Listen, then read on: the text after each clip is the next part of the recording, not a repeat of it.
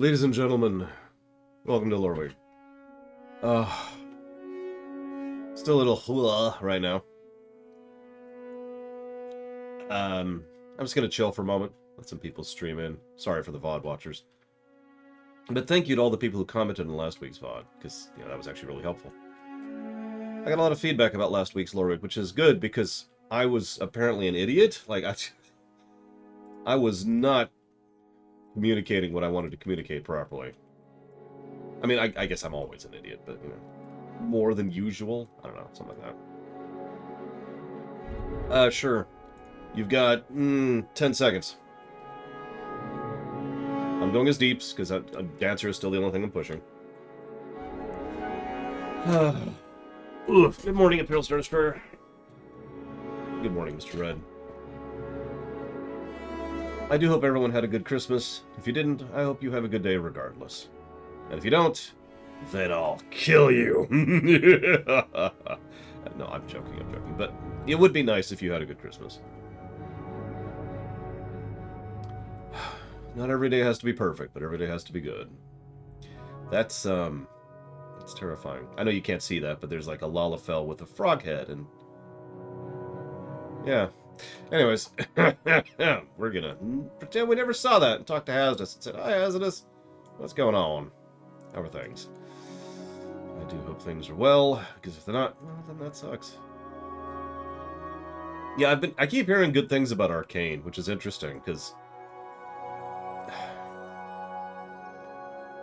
I don't know how to phrase this. It's weird to me. Let me make a note about this. It is weird to me how much Riot Games, I think, has been doing some really good stuff, considering the fact that I absolutely despise League of Legends. Like, so much. So much. So I guess I could talk about this. Why not? I should mention that I don't really have any news to cover this week. I mean, I could tell you about how Turtle Rock was bought out by Tencent, and that sucks. I could tell you about how the Bungie HR head left. I could tell you about how... Oh, this is a fun one. I've got the number right here. CD Projekt Red settled the class action lawsuit against them for $1.85 million, which probably sounds pathetic, but to explain that a little bit... actually, it probably doesn't sound pathetic. Sorry, it probably sounds like a large amount. Listen, LoL is the worst game ever made, Jesse Musk. I'll get to it. But yeah, exactly, Hazardous. That's such a pittance. That is such a minuscule amount of money. Valerian, you want in? Because I know you're on. I can see you right there. I'm just going to do the MSQQ. And that's so pathetic, really, when you really think about it. Like, they made all this sound and fury, and they spent about 9... Okay. MSQQ, yes, we're doing the MSQQ. We spent about 9 months wasting time and money on this stupid lawsuit, and they settle for $1.85 million, which I want to re-stress is pathetic. Now you might think, that's a lot of money, because that's a lot of money to you, right? If I had $1.85 million, even after taxes, I'd be set for life. Granted, I know how to manage my budget, but point remaining. But the problem here is that that money is being distributed across everyone who filed the lawsuit, which is a lot of people. It's most of the shareholders. And, of course, then there's the court costs for filing the lawsuit, which they probably had to pay up front. I don't know how that works in other countries, admittedly. But here in the States, you hire the lawyer, then you go to court. It is very rare that you can actually have the awards or winnings. It's very rare that you can pay the lawyer after, is what I'm trying to say. And then there's the actual court costs. For those of you not aware, to pull a large-scale suit, you have to buy a judge.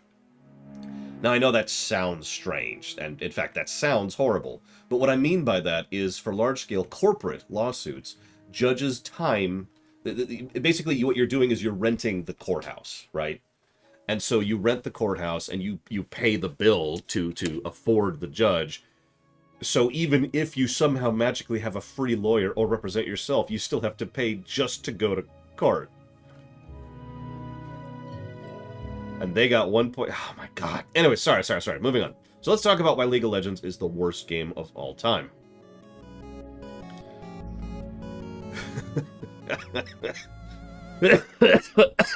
Sorry, I'm still a little coffee. Coffee, I don't know. Oh, right. League of Legends is the best game ever made, and I would ne'er gainsay how fantastically amazing it is. Okay, so now that Clace is placated, hey, here's a fiver, Clace. Please don't kill me. All right. I actually have nothing against the game of League of Legends, as weird as that may sound. I will say that it's not really interesting to me. I have played it several times. I have actually tried to get into LoL multiple times. I tried when it came out. I tried a couple years after that, and I tried when they did the big lore reboot a couple years ago. Remember that? And each time, the player base has shoved me out as hard as possible. And, we're waiting on Tyrant, I think, Mr. Red. He mentioned he said MSQQ, and then I'm just waiting for that.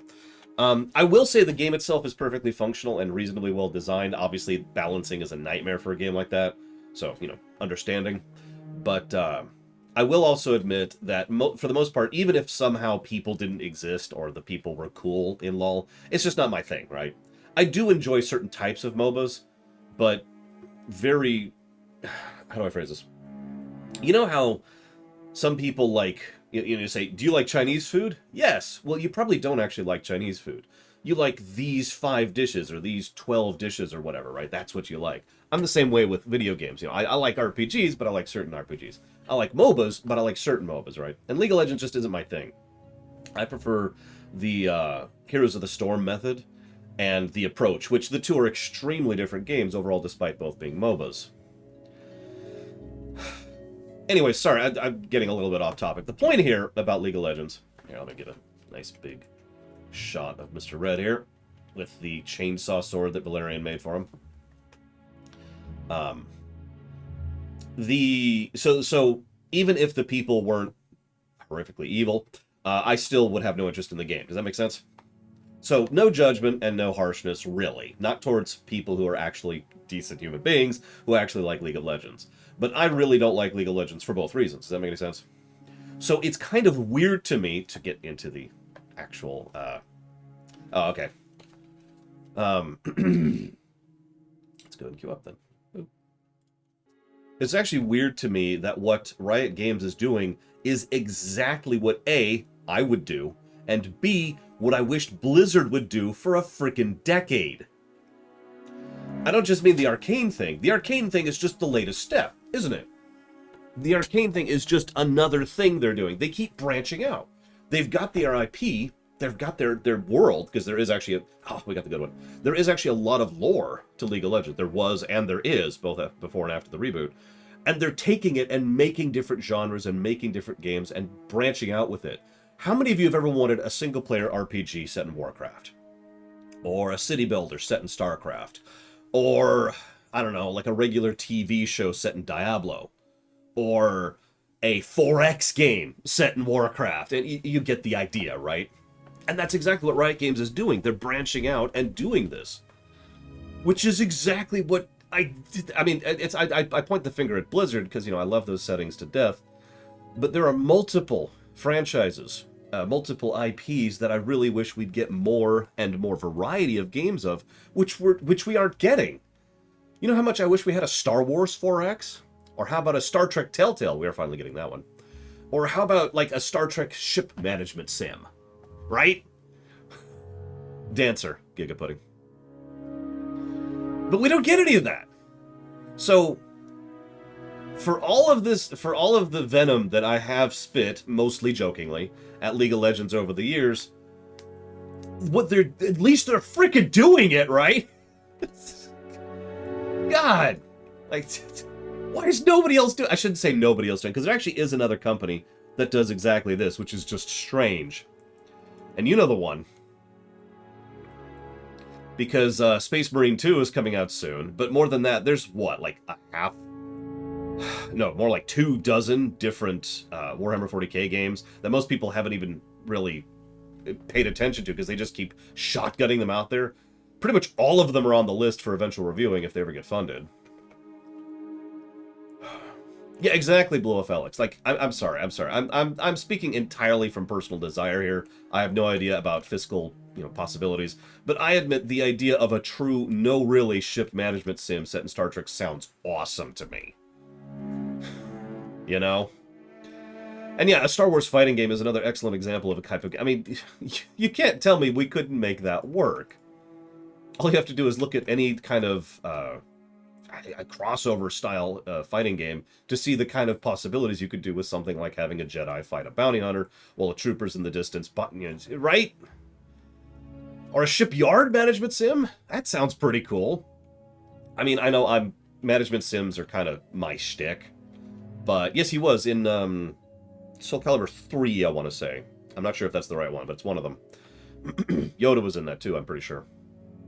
But yeah, imagine like we were playing Surviving Mars recently. Imagine trying to stay afloat, to manage the income of materials and resources and personnel. Oh, it was Soul Calibur 4. My bad. It was 4. And then trying to make sure that you keep the ships repaired, because you're dealing with repairers, not just construction. And oh my gosh, a random scenario can happen where there's this conflict, or there's this thing over there that's going on. It's like, oh my god, how do we deal with this? We need these 15 ships right now, so you have to get these 15 ships in the next 5 days, or else we're screwed. And then you don't necessarily have to do it because it wouldn't be a fail condition, but if you don't do it, then you'd like lose a customer, and they're no longer going to go to your shipyard because they're gone because they couldn't deal with the crisis. And god, the possibilities. Forgive me, but the freaking possibilities, right? Yeah, a Frostpunk Star Trek is effectively what I'm talking about. Just ship management instead of that. Anyways, I just got a bunch of donations. I'm sorry, I didn't want to interrupt my train of thought, because every time I do that, I lose my train of thought, because I'm a moron.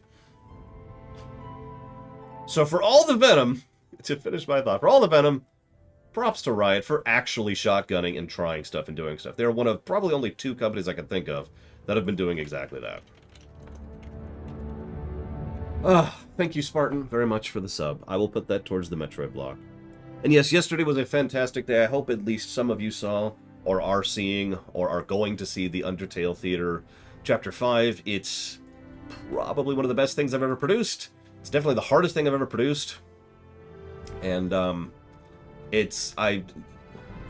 I'm blown away by how good it turned out. And yes, so the hat is out of the bag. We are doing Legend of Zelda: Link to the Past for the next theater. It's going to be challenging, since close to 60 to 70% of the dialogue in Link to the Past will be dialogue written by me. It'll be completely new and original dialogue. So that shall be interesting. And I'm nervous and worried and scared, but we'll see how it goes. I hope to get some work done on that today, actually. Which Suikoden, Shikor?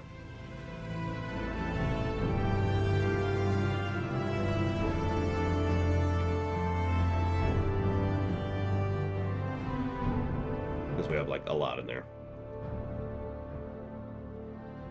Oh. And thank you, Dr. Winter, for the sub, and for a full year of support. If you know what you want to put that anniversary sub towards, please let me know. And thank you very, very much, Shikor.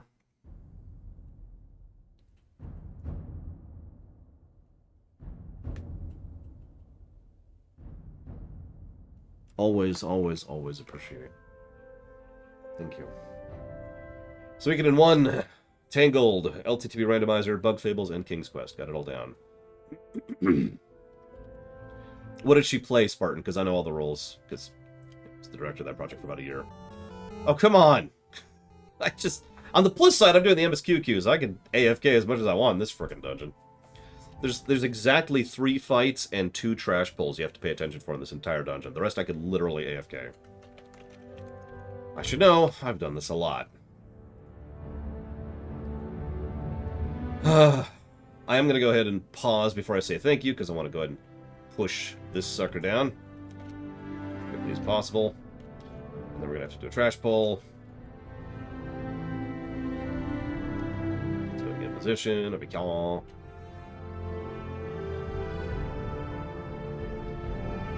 Is that on the list, Dr. Winter? Forgive me for asking. I know, right, Giga Pudding? This is... I've debated for literally years how to improve the MSQQ, and I've come up with a lot of different options.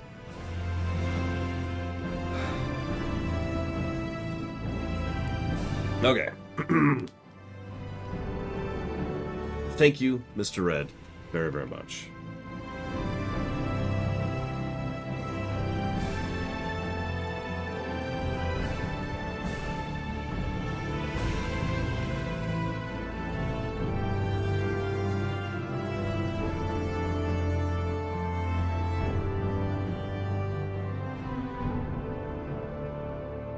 Always appreciate that support so much, Mr. Red. Thank you very much. I've put all of that towards Undertale. And, yeah, you're awesome. And then Dr. Winters is going towards Gianna Sisters. I know what that's the Mario one, isn't it? Remember that, I saw that on Steam when I was trying to figure out if it's streamable or not.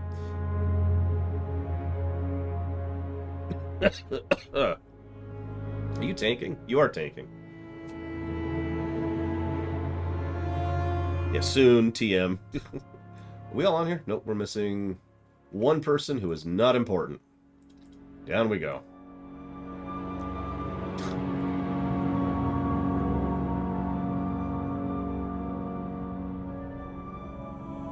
I thought about it, Hazardous. But probably not. Honestly. Are we... Yep, we're buff. Oh, not all buffed. Here, let's try that again. Buff. When did I start trimming the beard? About 3 weeks ago. Then I tried something else 2 weeks ago. Then I tried something else yesterday. I'm going to try something else after that, too. Probably in a couple weeks. My beard hair doesn't grow as fast as I'd like, so there's only so much I can do about that. But yeah, so, sorry. Theater. So obviously, the Undertale theater was just... And I'm really happy about it. So I'm going to go ahead and talk about this here. I've kind of already mentioned this before, but the LTTP theater... If you don't get it, Dr. Winter, don't worry about it. The LTTP theater, so each theater I've done has also been kind of a learning experience in addition to just, wanting to put out a good product, a good experience. So let me actually walk that back. There's 3 things that I've really much wanted to do with each theater. The primary goal is, of course, just the fun of the project, right? And that's, getting all the people involved and doing all that stuff. And why does she get jeans? Anyways, so community effort, right? Getting people involved, getting people deal with all that fun stuff. That's cool. That's pretty much part of that. That's goal 1. It's always been goal 1. Goal 2 is, of course, to put out the good product, something that people enjoy and watch and be like, it's awesome. Goal 3 has been to learn and to grow. So anybody who knows me knows this is something that I tend to do a lot. I made 2 TASs, one in Super Mario Kaizo and one in Evo, The Search for Eden, before I made my Chrono Trigger TAS. I started doing speedruns. I'm not going to name names, but I started doing speedruns in other games before I started doing the speedruns I was really interested in. This is kind of a normal thing for me. I start small, learn about what I'm doing, and then kind of build up from there, right? It's a concept I believe in very firmly, if you have the time, resources, and availability to do it, right? You make Suikoden 1 to make Suikoden 2, to put it simply. So each theater's third goal has been to learn and to grow and to try and get better at stuff. With Paper Mario 2, I was learning about capturing and editing and, of course, voice acting.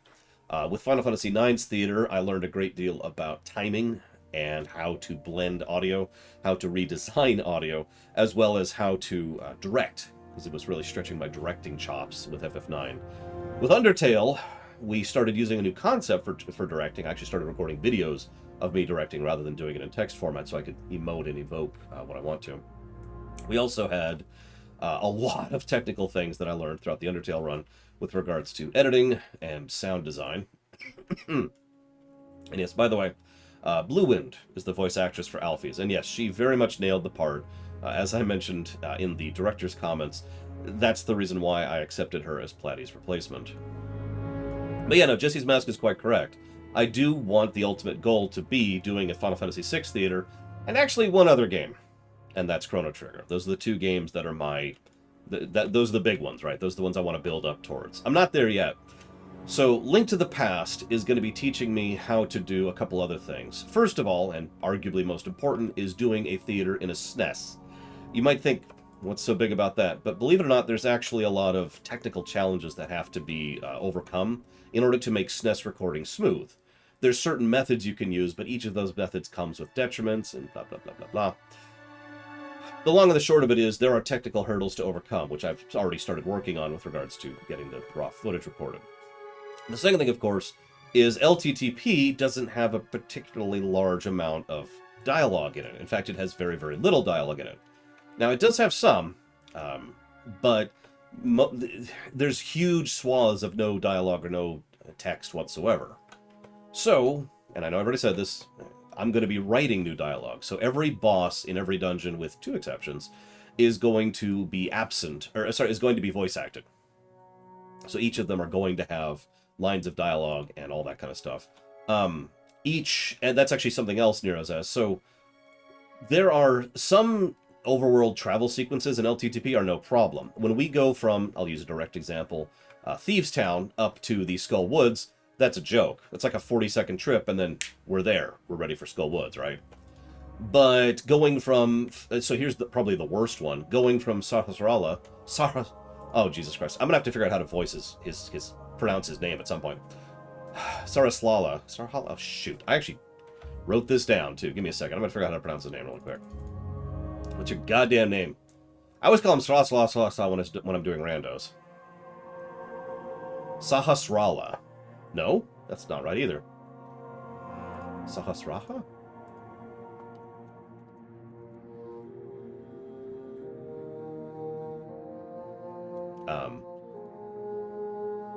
Hang on. No, there is an L. There is an L. I'm right. Sahasrala. That's his name. Going from Sahasrala to the Desert Palace is actually boring as sin, because what you have to do is you have to go over to the library. By the way, nothing in his dialogue indicates you have to go to the library, so there's no smooth narrative transition there. Get the book, then go all the way down to the desert area, and then use it there. Now, if you're wondering, in LTTP, Sahasrala's brother, who's in the desert, is the one who tells you need the book, or he gives you the hint anyways. But there's no smooth narrative transition there either. We can't go all the way down to the desert, which is almost crossing the entire map, then go up to the book, then go back to the desert. So we're going to be using some editing tricks here and there. One editing trick I've already tested and proven is there's going to be a thing where Link enters the map and then leaves the map, and when he leaves the map, he's in a new location. Getting across the idea that he's like, just kind of one of those scene transition kind of things, right?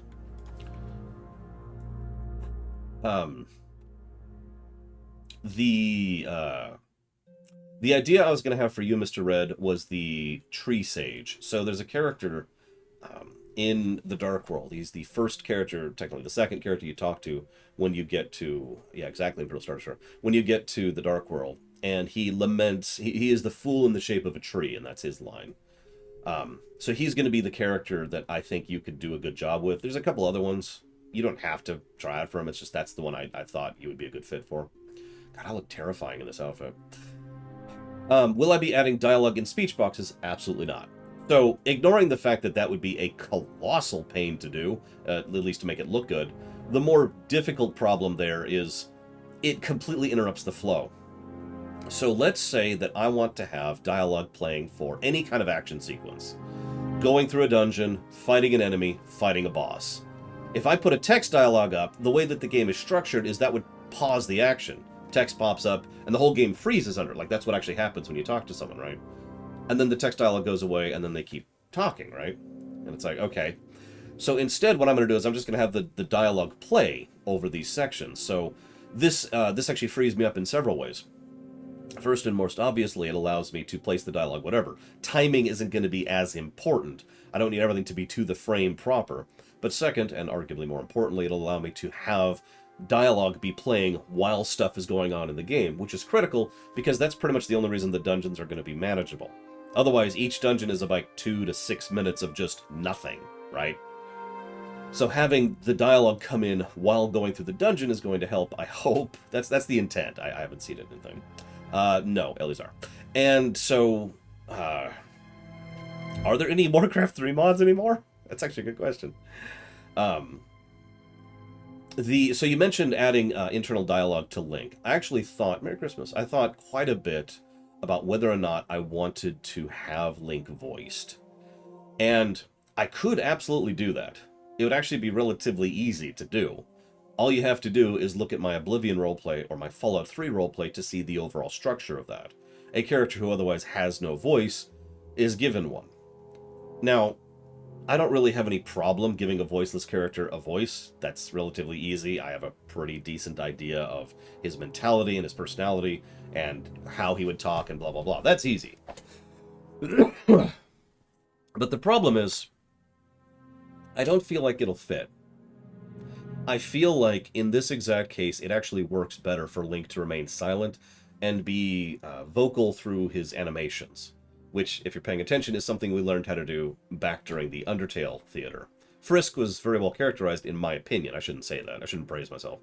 I think I did a good job of characterizing Frisk through action and animation without a single line of dialogue, and that is pretty much the exact same thing I tend to do with Link.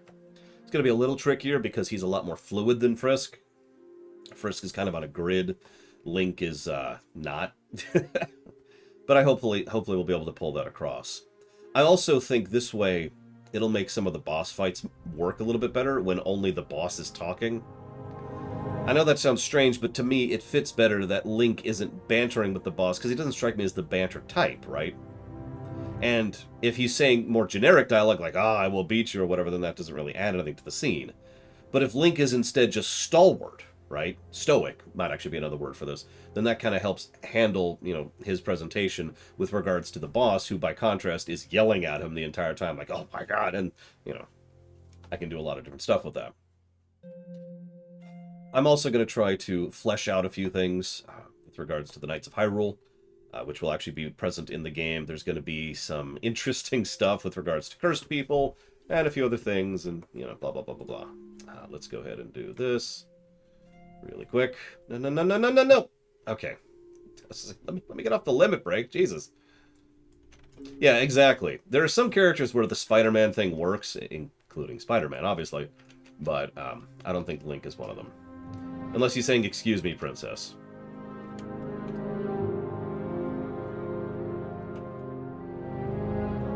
So how would I handle the Link in Twilight Princess? That's actually a very good question, and one I admittedly haven't thought about. I admit Twilight Princess was the other game I was considering. I picked LTTP ultimately because, again, SNES, it just kind of fits. Also, LTTP is a much smaller game. That's the fourth reason we're doing LTTP, is because I really need a theater project that's not going to take a year to do. What do I mean by what, Elizar? So, you're crazy, Valerian. Twilight Princess's Link doesn't say anything either, but he certainly has a lot more characterization to him. I would say more than most Links do. Probably the only exceptions being Breath of the Wild and Wind Waker. All the other Links aren't really characterized all that much. What is quippy? Have you seen any MCU movie, Elizar? Notably, Guardians of the Galaxy is a good example of this. Or Spider-Man. But might be another good example of this. Because Spider-Man is quippy, and so are most of the Guardians. No. Okay. I give up. Moving on.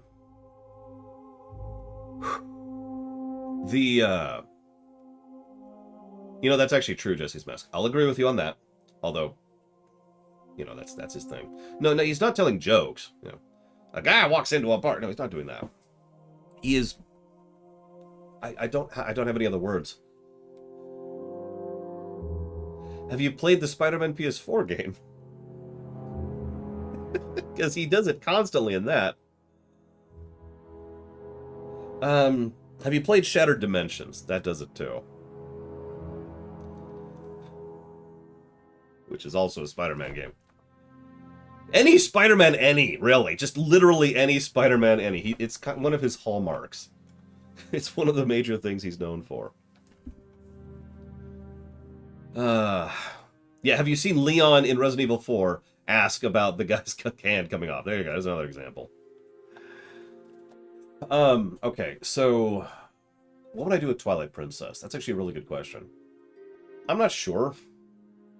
Why are there tears in your jeans? Why would you cut perfectly? So, I'm not sure. I really would like to do Twilight Princess someday, but that is a much bigger project. Obviously, we would also have a monumentally difficult role for Midna. She would have a huge amount of dialogue, and I would be very particular about who voiced her. Believe it or not, no, Gigapudding.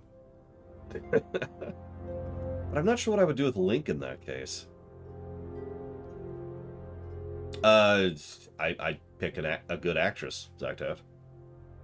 Preferably one who's actually worth a damn. Fantasy Star. Never! Alright, so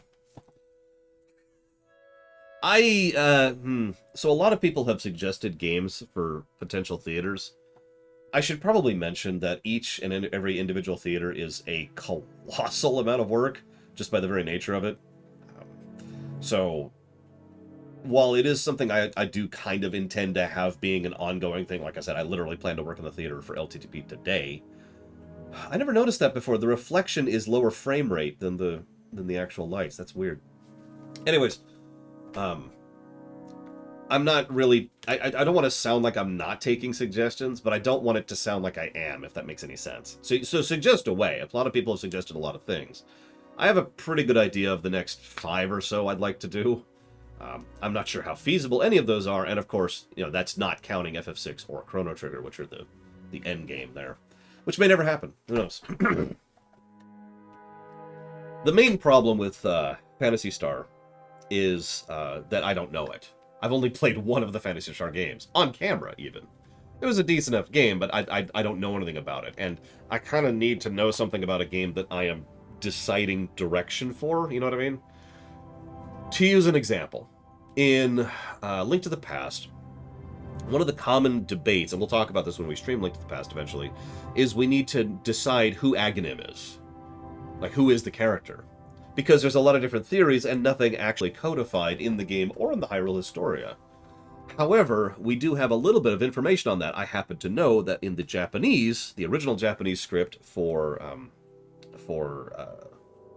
Link to the Past, Aghanim is straight up called, you know, Ganon's Ganon's mask, I think is the actual thing. So, I have no idea, Eliezer. I give up. So, I based on that and based on a few other things, I've decided the person who voices Aghanim will be the exact same voice for Ganon. So, same voice actor playing the same character because that is Ganon. It's just a projection he's using, right?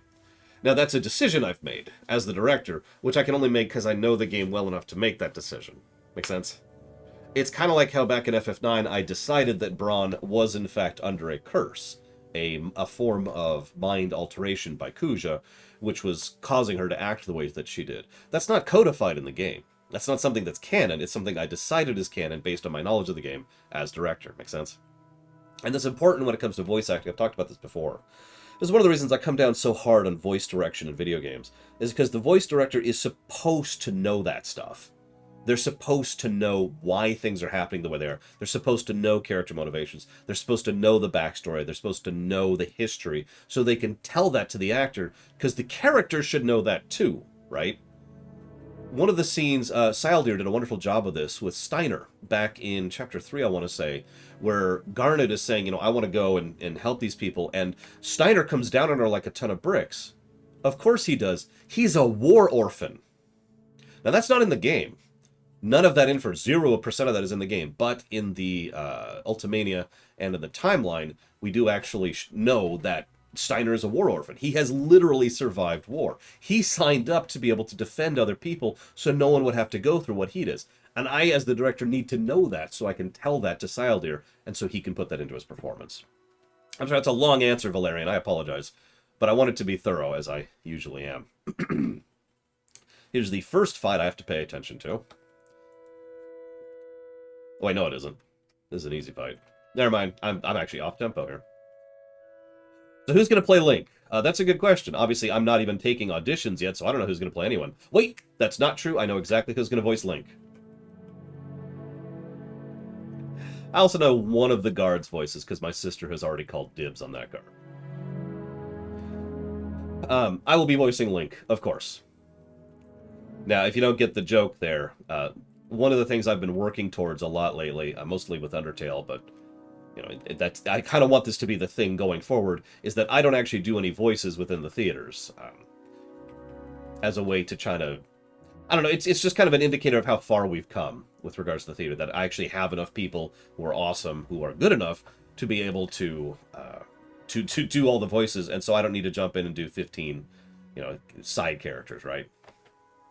Like I did with FF9, or like 70% of the characters like I did with Paper Mario.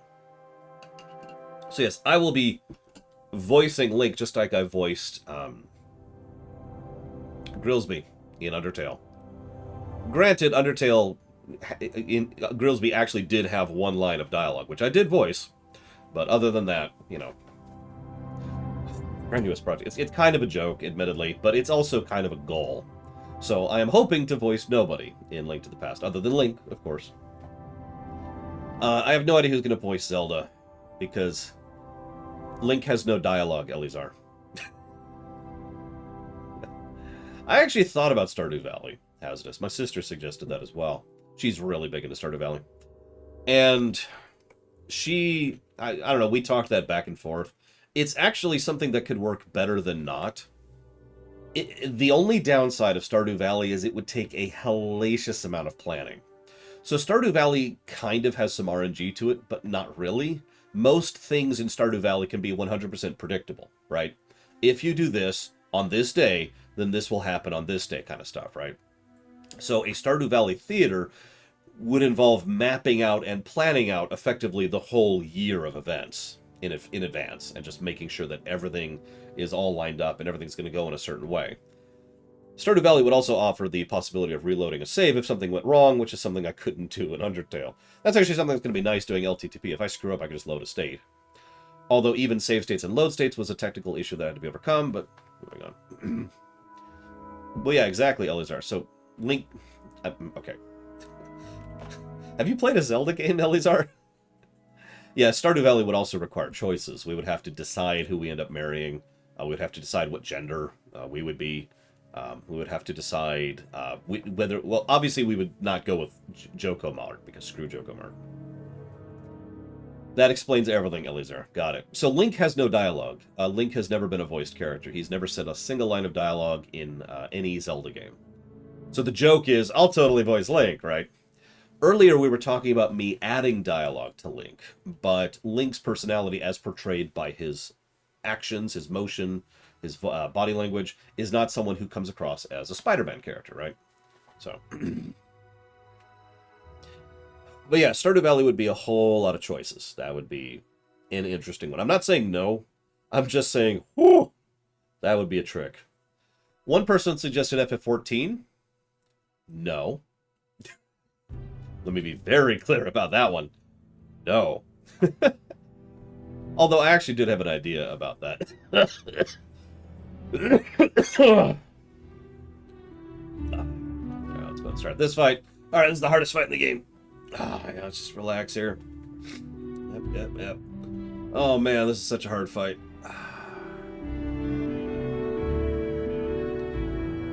Oh my goodness. How do people even fight this fight? Oh. Okay, real talk. If I was to do... So, okay, let's go and talk this out, since you did bring it up. One of the things I was thinking about doing when it comes to doing an FF14 theater... So some of you may or may not know that a huge portion, the largest portion percentage-wise of this game is not voice acting. So that's problematic. I do think it is to the game's detriment. I do think that's awful. I think Valerian's taking the piss, Elizar. But the point is that there's plenty of stories, individual story arcs, that we could do. So here's something that I've been tossing around as an idea, not just with FF14, but in general. Rather than doing an entire game, I could just do a portion of a game. Let me use another example. One of the things that's been bouncing around my head for the better part of about 2 years now for a theater project is Ace Attorney. But the thing is, the Ace Attorney games are reasonably long and contain a huge amount of dialogue. So one of the things I was thinking was, what if we only did one case in Ace Attorney? Or maybe 2 cases or 3 cases. In other words, not doing the whole game, right? Doing select portions of it rather than doing the entire deal. And that got me thinking about the idea of doing a portion of a game, a portion of a story, rather than always committing to doing the entire thing. Actually, yes. Sure, Go ahead and go AFK. Tell me when you're back, Imperial Starter. I'll hold off on it until then. And yeah, you get the idea, Clace. The idea of just being like, well, rather than doing all of, I don't know, but Final Fantasy XIV, we could do one of the raid series. One of the sequences that don't have any voice acting, going through Evilise, for example. In a game like, oh, I don't know. So one of the other things we could do is in a game like, say, Lufia 2, rather than going through and voicing the entire game, we could pull out some snippets. Some of the original stuff, the first town I don't know the name of, and then the first encounter with, I forget what she called herself. Scarlet, I think? It was Aram. And then maybe jumping forward a little bit to the first encounter with Gades, and then jumping forward even more to, like, the wedding. And you get the idea, right? Pulling in different snippets of the story, the relevant points, obviously, not trying to skip anything significant, and then smashing those together and forming a much smaller but much more dense theater, instead of doing all of Lufia 2. Stuff like that, right? This is stuff that's been bouncing around. Yeah, exactly, a theater director's cut. This is an idea that's been bouncing around my head for a couple years now, like I said. And so FF14 is something I've thought about for that. Ace Attorney is something I've thought about for that. Larian brings up Final Fantasy VII. I would love to do a theater for FF7. I would. But the biggest problem with FF7, and indeed, there really is only one problem with doing FF7, is I would need to get a hold of the modding tools, which I'm sure exist, and fix the dialogue. Because the dialogue in FF7 is unacceptable for spoken word, as I demonstrated during my review of FF7. Now, it wouldn't be like a huge undertaking in terms of difficulty. I know FF7 inside and out, and it's relatively easy to just polish it and make it sound like English. That's not a problem. The problem is that would take a huge amount of time, because I'd just have to go down the list and do all the thing. And yeah, I was absolutely planning to do that with FF6. I mean, if nothing else, I kind of have to do that for FF6. Assuming we do the SNES version, it's possible the Pixel Remaster will be the definitive version, and we might just use that version. Don't know yet, that's coming out in February. So you get the idea. It's something that I have absolutely considered, Larian. FF7 obviously does have 3 voice-acted projects. It's got the 2 joke ones, and it's got FF7R1. So that's kind of, its own problem. But to be completely honest, I don't think that would stop me. I mean, it's not like anybody pays attention to me anyways, right?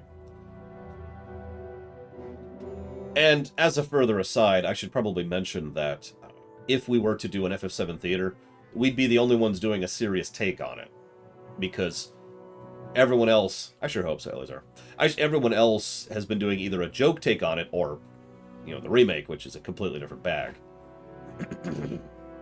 Yeah, exactly, Dr. Winter. It's not quite a faithful take. We'd be trying to do a faithful take on it. Oh yeah, I should mention something as an aside. This is just an amusing little tidbit. So, my sister, let me walk this back a second. Hang on. This is actually hard for me to admit. Give me a moment. I'm a good writer. That's hard to say. But, before you think I'm praising myself too much, I have found many, many times, for over a decade at this point, that I do my best writing when I have someone to bounce off of. When I've got someone else in the writer's room, right? Lore Reloaded is a fantastic example of this. I am the writer for the Trek Rewrite project, but everything goes by him, too.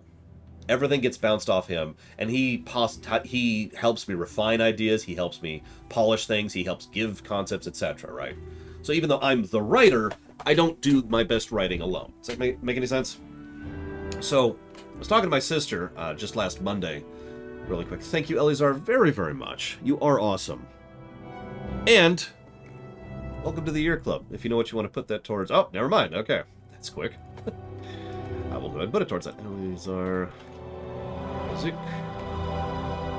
TNG Theater. Well, it's funny you mentioned that, but give me a minute. Sonic Adventure DX. Done. So I was talking to my sister last Monday, and I was telling her my writing ideas and my story ideas, and my Twitch is hacking, apparently. Twitch. And I was bouncing ideas off her like I do, you know, refining the thoughts and refining the concepts. And her husband happened to be sitting there listening while we were talking. And at one point he leans over and says, "Why are you making a horror story?"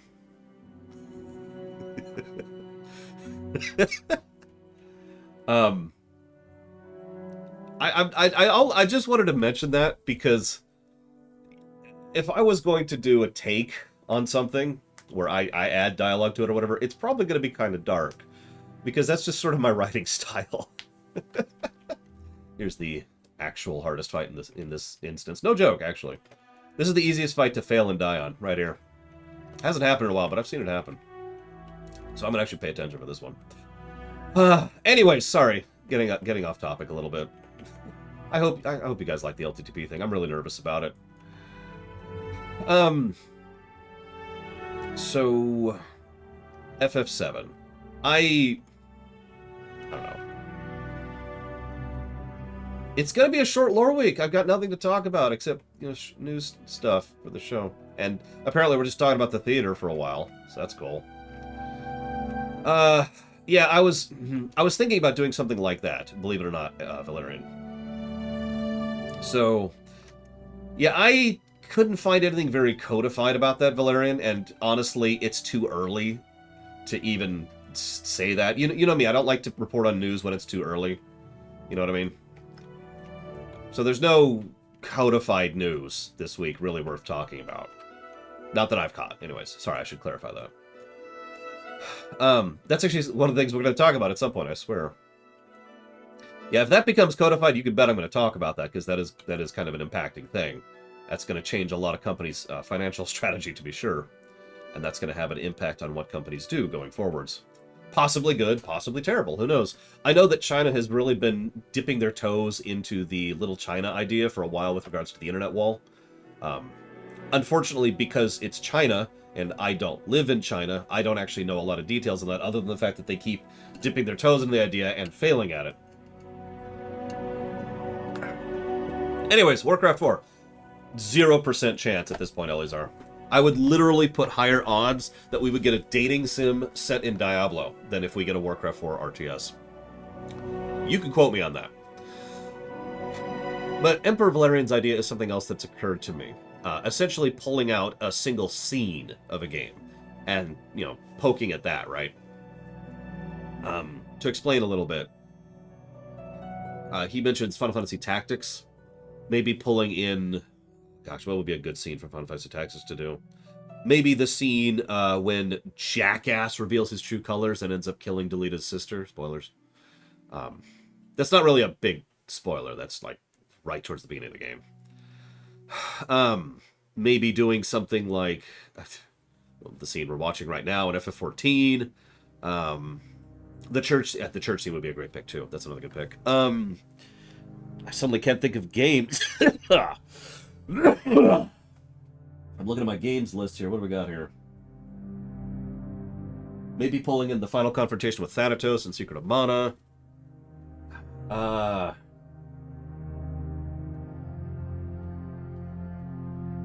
Maybe pulling in the confrontation with the Knight Captain in Majora's Mask, right? Or the Gades fight in Lufia 2, right? Damn it, Hazardous. You get the idea. You get the idea. Pulling out a scene. Now, there's a lot of benefits to that from a production standpoint. It would take a substantially less amount of time to do. And there's also a few benefits from a accessibility perspective, because, you know, it would be something easier to digest than the however many dozens of hours it was to go through FF9, for example. Even Undertale was something like 8 or 9 hours long. Excuse me. But I'm not sure if there's any interest in that, so I guess I'm kind of asking the question. I know I don't have a lot of my actors present right now. I'll mention this in the theater Discord later as well. But if anybody has any thoughts on that, feel free to share. Like I said, I got a lot of good feedback from last week, too. Pardon me one moment.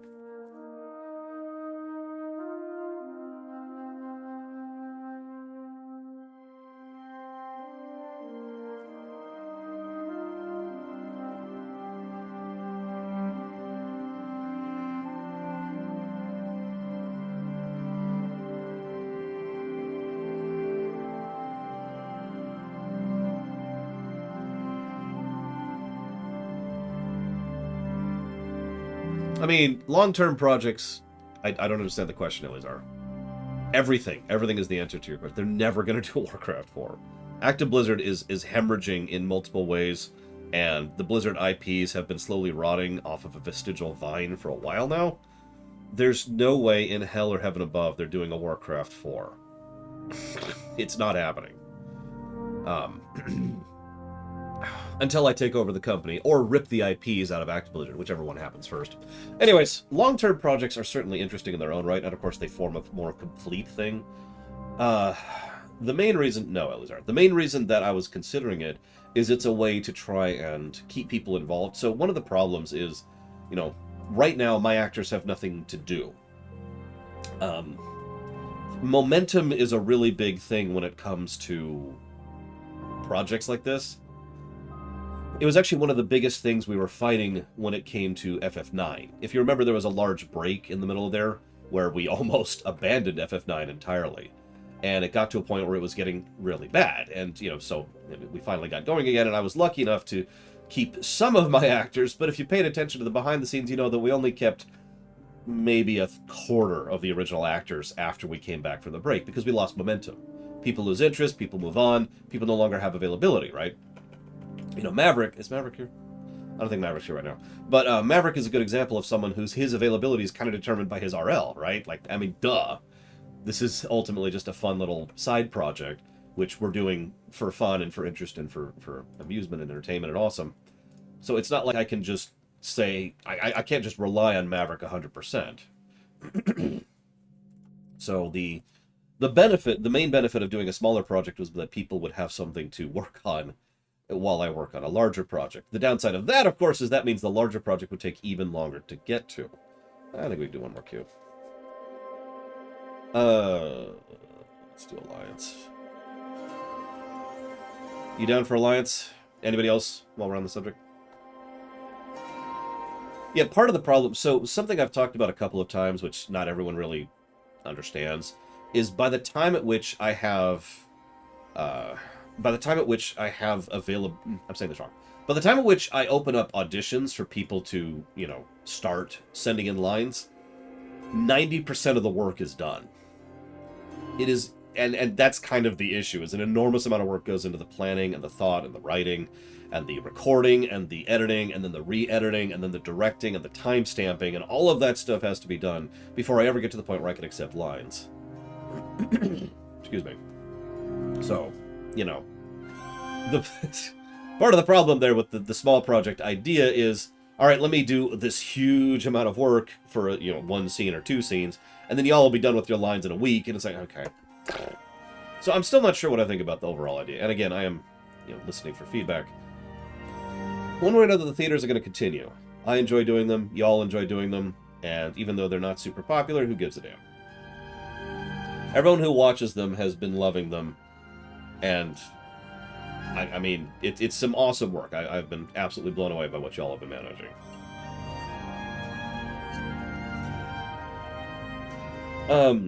So I mentioned show news. I should probably actually talk about show news.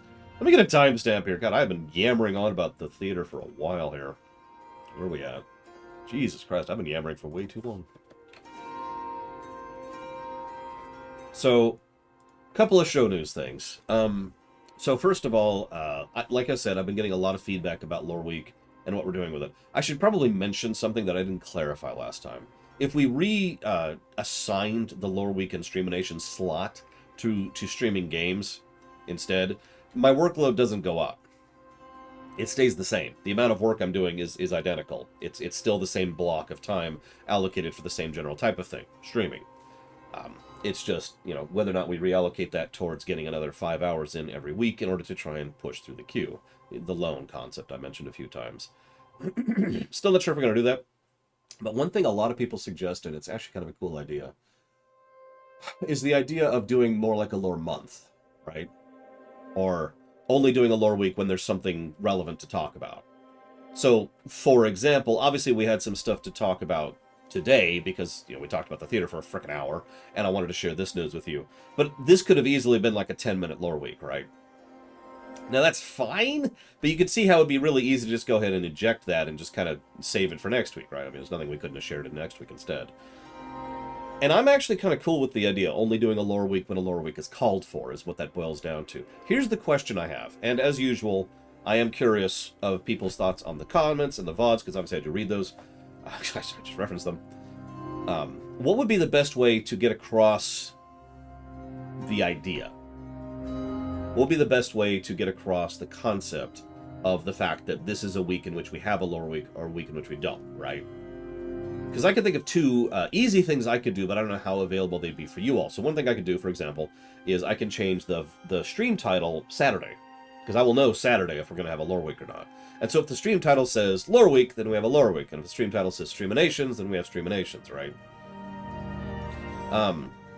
Another thing I could do is I could put it up on the website, but I know nobody actually checks that thing. I do actually have a scheduled thing I can put on the website. I think I shut it down recently because I wasn't using it. But I could put it back up. It wouldn't be hard to do. Yep, it's actually not there.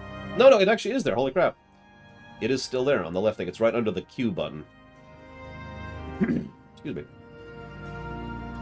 So I could put something up there. There will be a lore week. Something like that, you know. I'm kind of listening. I kind of want feedback on this, so. So, let's go ahead and admit something. Yeah, we could just use Discord and Twitter. That's true. Just say there's a lore week, just like I do, you know, when I announce the new game. A new game we're streaming. So of course it's CT. Well, what I'm kind of talking about, you can't blame this one on me. I'm in full 80 gear here, so don't look at me. Damn it, eclectic. One of the things we could do, I still haven't even bowed to Valerian. Yeah, I can mention on the previous stream. I can mention on Discord. I can do all of these, actually. That is generally considered to be the best form of marketing, is to hit all angles so that you hit the largest percentage of people, right? So I could put up something up on the website. I could mention it on Twitter. I can mention it on Discord. I can mention it in the previous stream. I could ignore the FF14 stream because I hate Valerian. You know, all sorts of stuff like that, right? Like, I could do that. And yeah, it doesn't take all that long to go through and hit all of those points. That's relatively quick. So that's actually not a bad idea. So we could do that. Okay, that kind of solves that issue a little bit.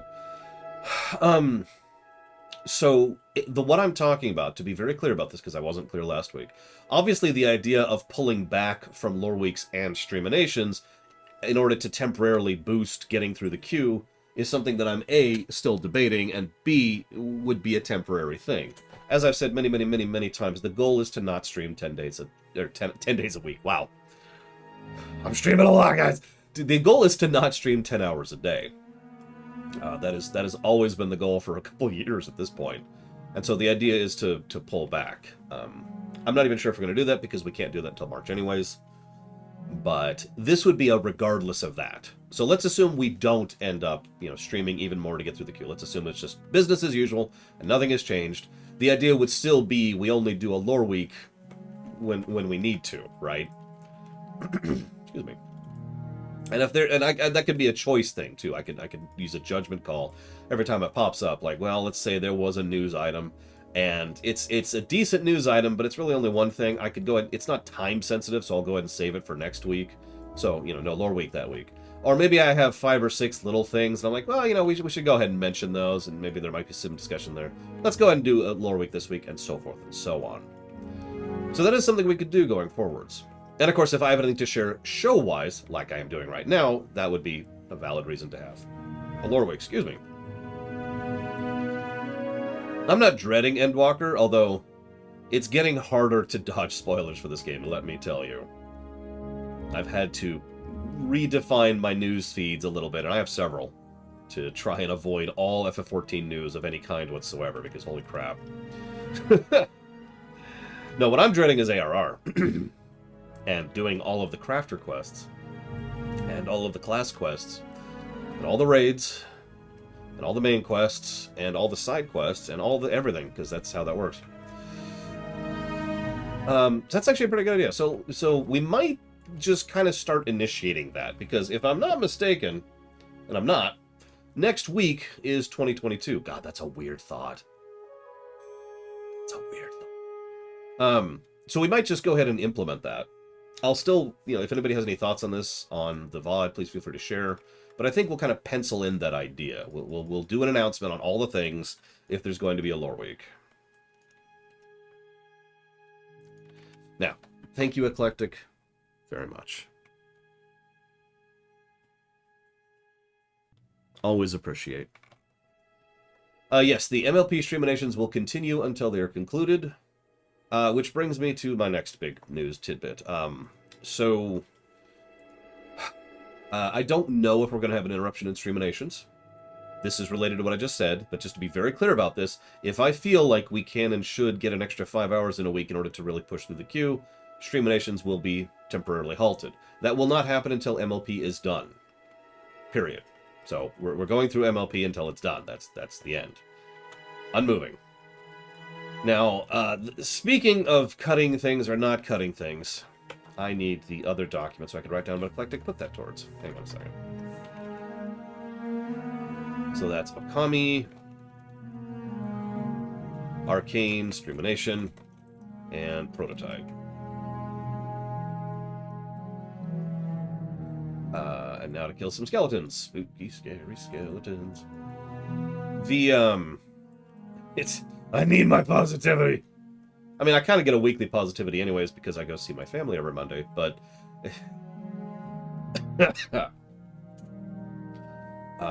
we are covering the Christmas special today. I need to subscribe to Netflix. I haven't done that yet. I'll do it. Don't worry. Just don't worry about it.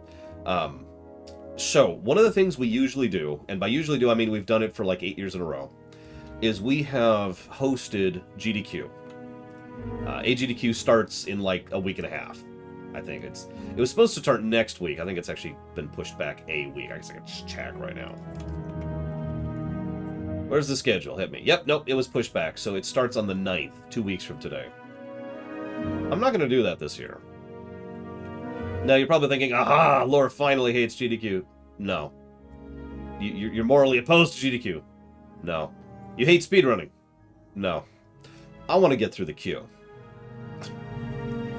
So, we're not hosting it this year. We're going to go ahead and just be business as usual and continue to push through some games, get some reviews done, and get through some work. That sucks, but I mean, it's not like I ever have chance to watch GDQ when it's actually going live. Anyways, I spend the GDQ weeks working on Star Trek videos, usually. Ironically, that's the other reason, though. And in fact, that is arguably the primary reason I'm going to go ahead and... none of us have Netflix, has this. That's the primary reason I'm going to go ahead and not rehost it. I mean, that's neat and all, but I would have very little to work on while doing it. I mean, I could just smash through the theater for the week, but I'd rather work on the queue. So, we will not be hosting AGDQ this year. Speaking of which, speaking of runs, so coming this upcoming Tuesday, we're streaming Spec Ops: The Line, which I'm not super looking forward to. We'll see how that goes. It's a beloved game that people have been asking me to cover for a few years now, and that's always terrifying. We'll see. But the only reason I'm mentioning it is because Tuesday morning, very early in the morning actually, I have an appointment with the nose doctor. So I don't know when Tuesday morning's stream is starting. That's the point of this. It'll start whenever I get home. By what I understand, what should be happening is I drive in, I spend a few $100s for them to look at me and say, you're fine, and then I go home. I hate to sound negative about that, because I do actually believe in the concept. They should check me. They should make sure nothing's wrong. They should make sure that there's no, blood vessels going wrong, and that the healing is going properly, and that there's no cartilage issues. There was some scar tissue problems. So there is a good reason to do this checkup, and that's why I'm doing it. Nevertheless, it is entirely possible that this will be like just a couple minute thing, and then I'll go in, and then come home, and then we'll just start. But I'm letting you know that I don't know when the Tuesday stream will start, because I have absolutely no idea how long that will take. It could take anywhere from 10 minutes to 2 hours, right? FYI. Excuse me. Thank you very much, Lord Harrimont. I always appreciate the $11.34. I'm sorry. I'm always amused at how it converts the money. And yes, I will pay an exorbitant amount of money for it because reasons. Nope. put that towards the Arcane Streamination.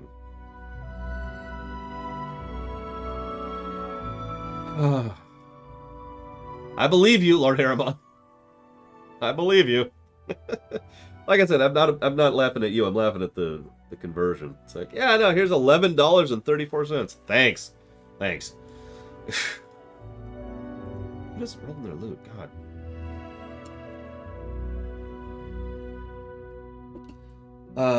I think that's everything. Let me think about that. I was going to talk about Tuesday. I was going to talk about... Oh, right. There is actually one other thing. You donated $2, Eleanor. There's one other thing. And that is on the 8th, I'm pretty sure. This is kind of penciled in right now. But on the 8th, there will be no stream whatsoever. You're probably thinking, why, Lore?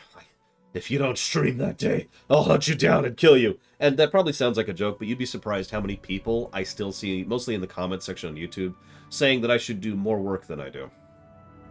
No, I'm not joking. That's a fairly regular thing. Anyways, on the 8th is when I'm going to be celebrating Christmas. So, I don't feel like I need to continue explaining this. I'm not 100% sure it's the 8th. That is a penciled-in date. I will go ahead and make it, once I am more aware of that, I will make sure it's nice and clear. But yeah, and yes, that is a Saturday. I hope my niece enjoys her various gifts, because I have given many gifts. Oh, we're dead. We're dead. We have become as ghosts. Time to kill death. Now that we're ghosts, we can kill Thanatos. 3 things in that sentence are just wrong. The hell is an old-style Orthodox background, my Kamano? What does that have to do with anything, for that matter? Either way, that'll be family day. That'll be giving gifts and having family stuff. I love Christmas. It's a nice excuse to wish people well and give people things. Oh, I didn't actually know that. Hazardous. That's funny. Okay, so the 8th will not be happening. I want to share one other thing really quick, super quick, and then I'll, get ready for Streaminations. Actually, before we do that, let's talk about something with Streaminations. So, this has been true forever, even though we've only ever covered one show on the Streaminations. So, Sunday's block for Streaminations is a 44-minute block. If you don't understand what that means, there are, generally speaking, 2 types of television shows. There's 22-minute episodes, and there's 44-minute episodes. Something like Star Trek is 44 minutes. Something like MLP is 22 minutes. Make sense? Farscape is 44. Futurama is 22. You get the idea, right? The overwhelming majority of shows fall into these 2 categories. There are very, very few exceptions. So, the block time that is allocated for that is 44 minutes. So today we're covering one episode that is 44 minutes long. Now that's fine. If we were to be doing, for example, Farscape in the Streaminations, or if we were doing, Stargate, we would be doing 1 episode a week. The reason we've been doing 2 episodes a week with MLP is because they're 22-minute blocks. Sense make? And yeah, like Transformers or Clone Wars, for example, would fall into the 22-minute thing. Para example. So, just wanted to get that out there because some people didn't know that, even though that's technically always been true. It just hasn't been applied yet. So I wanted to share one last little bit of positivity here, if I may. Yeah, I figured most... there's a term for that. There's actually a proper term for the 22 minutes versus the 44 minutes. I can't figure it. But most people call the 44-minute things full-length episodes or full, feature episodes or something like that. I forget what they call it. But anyways, moving on. Several people in both Discord and in private messages and just in the comments on YouTube all said the same thing, which really got a smile out of me. They said, well, obviously you're going to have to do a Loreweek in February. Like, there's no choice about that. Because that's when FF6 Pixel Remaster comes out, and several people are apparently really looking forward to me doing the music comparison for the FF6 Pixel Remaster soundtrack. And that just put a smile on my face, if I might be so bold. I'm really glad y'all are liking that little music thing that we've been doing for FF4 and for FF5, and eventually we're doing it for FF6. I only mention that because it's been something I've been debating in the back of my mind that we might someday go ahead and do even more of. Because we never actually finished the FF5 one. I swear I was actually planning to do that today, but whatever. I talk too much. I'm sorry. We will finish the FF5 music comparison at some point. Possibly next week? I don't know. We'll see. Correct. Sorry, Darth China brings up a good point. So for the last 18 weeks, why not today? Because I've been talking too long. It's like a 50-minute block of music. I was kind of hoping to do it because I figured that we'd only be talking for a few minutes because I'm a moron. We will do it. I swear to God, we will actually do the final comparison. It's a huge chunk of music because it's all the ending songs, and each one of them is like 8 to 12 minutes long. So for those of you not aware, somehow, for the last 18 weeks, we have been doing a thing where, get in position, the Saturday morning shift hasn't been happening for streaming because that's been allocated for doing the live director's commentary on the theater. Obviously, no theater's going live, so we don't have to fulfill that requirement anymore. So we will get back to normal streams starting this very Saturday. Point in fact, it would be really awesome if I somehow, I don't think it's going to happen, somehow managed to finish Portal 2 by the time Saturday rolls around. We'll see. That would be 4 games in.